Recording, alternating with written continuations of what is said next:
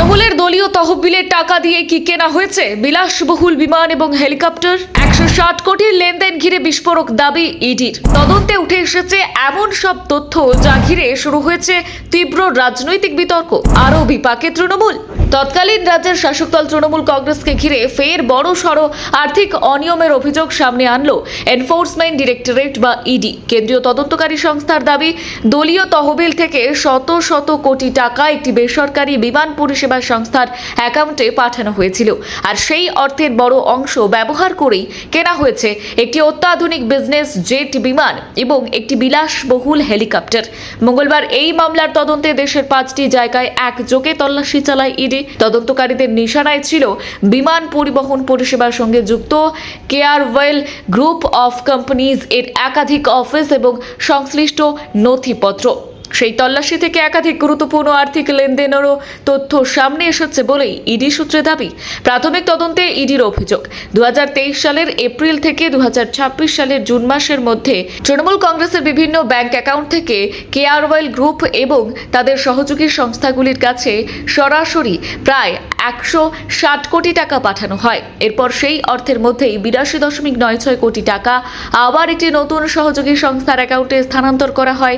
তদন্তকারীদের মতে এই ধারাবাহিক আর্থিক লেনদেনের উদ্দেশ্য অত্যন্ত সন্দেহজনক এবং এর পেছনে অর্থের প্রকৃত উৎস ও ব্যবহার গোপন করার চেষ্টা থাকতে পারে।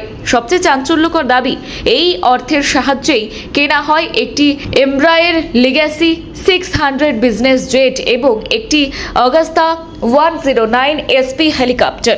ইডির হিসেব অনুযায়ী এই দুই উড়ানযান কিনতে মোট প্রায় 112 কোটি টাকা খরচ হয়েছে। তদন্তে আরও দাবি করা হয়েছে, হেলিকপ্টার কেনার ক্ষেত্রে বিদেশ থেকে প্রাপ্ত কিছু অর্থ ব্যবহার করা হলেও মূল অর্থের উৎস ছিল তৃণমূলের তহবিল থেকে পাঠানো টাকা। এখানেই শেষ নয়, ইডির অভিযোগ, বিমান এবং হেলিকপ্টার কেনার পর সেগুলির আবার লিজের মাধ্যমে তৃণমূলকেই ভাড়া দেওয়া হয়। অর্থাৎ যে অর্থ দিয়ে উড়ানযান কেনা হয়েছে সেই দলকেই পরে সেটি ব্যবহারের জন্য ভাড়া দিতে হয়েছে। শুধু তাই নয়, বিমান এবং হেলিকপ্টারের পরিচালনা, রক্ষণাবেক্ষণ, কর্মী নিয়োগ এবং অন্যান্য খরচও নাকি দলীয় অ্যাকাউন্ট থেকেই বহন করা হয়েছে বলেই তদন্তকারীদের দাবি। ইডির বক্তব্য, পুরো আর্থিক লেনদেনের কাঠামো অত্যন্ত জটিল এবং সন্দেহজনক। কারা এই লেনদেনের প্রকৃত সুবিধাভোগী, অর্থ কোথা থেকে এলো এবং শেষ পর্যন্ত কোথায় গেল, সেই সমস্ত দিক খতিয়ে দেখা হচ্ছে। ইতিমধ্যে বিপুল পরিমাণ নথি, ব্যাংক রেকর্ড, ডিজিটাল ডেটা এবং আর্থিক তথ্য বাজেয়াপ্ত করা হয়েছে বলেই জানা গিয়েছে। তবে গুরুত্বপূর্ণ বিষয় হলো, এই সমস্ত অভিযোগ বর্তমানে ইডির তদন্তের দাবি মাত্র। এখনও আদালতে কোনো অভিযোগ প্রমাণিত হয়নি। তৃণমূল কংগ্রেসের পক্ষ থেকেও এই অভিযোগের বিরুদ্ধে আনুষ্ঠানিক প্রতিক্রিয়া আসা বাকি।